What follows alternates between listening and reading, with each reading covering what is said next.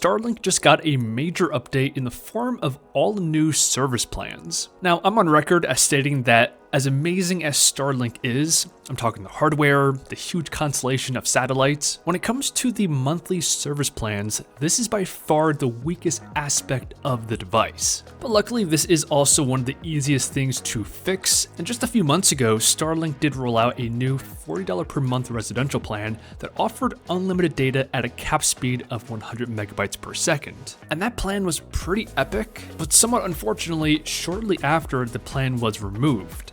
But it now appears that this plan was simply a test, and now potentially using that data, Starlink is introducing and revamping the entire lineup of service plans. Now, as a quick refresher, previously these were the options.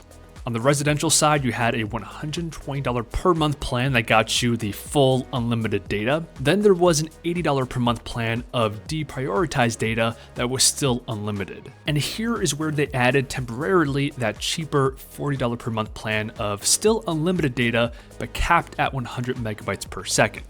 And if I had to guess, Starlink was probably using this to test out if people prefer capped data speeds or deprioritized data. But then when it comes to the mobile side, this was pretty rough originally, with only two options, with neither being great in my opinion. The first was $50 per month, giving you 50 gigs of data, and the other was unlimited, but it cost a whopping $165.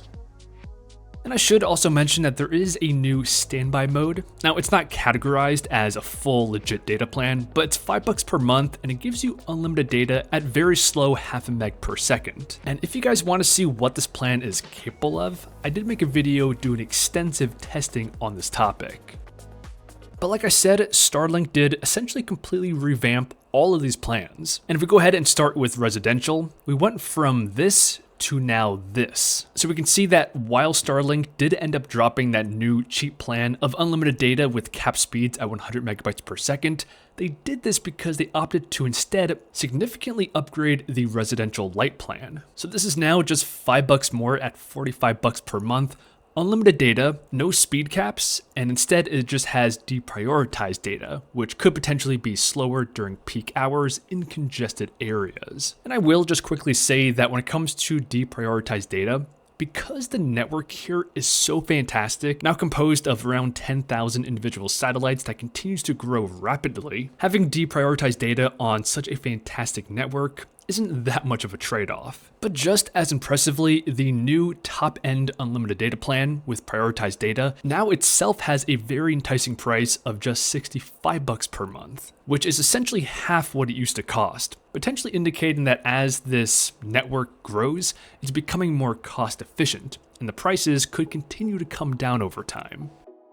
And for mobile, the changes are also pretty substantial. So the first change is pretty minimal. They decrease the cost of the 50 gig plan by $5. So again, this has limited data, but it is full speed data. But the much more exciting news here is the significant price reduction of the normal full unlimited plan from $165 per month all the way down to $100 per month. Now, compared to the equivalent residential plan, it still comes at a premium, but it is a huge and much needed price reduction over the previous options. And I will say, as massive as an upgrade as all of this is for Starlink, I do anticipate more plans to be added or tested in the near future. And one obvious new addition I would love to see in the future is a third option added to the mobile plans that gives you unlimited data with either cap speeds, maybe 50 to 100 megabytes per second, and or deprioritized data offered at a price of around $60 to $70 per month. I think that could offer some real value that's not being addressed by the two existing plans and make Starlink Mini that much more attractive to more people.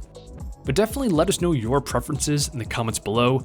And also a little PSA here, Starlink just recently began selling their hardware, so the actual dishes, directly on Amazon. So if you guys want to take advantage of these new plans and pick up the hardware, I will go ahead and leave the updated Amazon links below the video. But regardless, I hope you guys enjoyed, and I'll see you guys in the next one.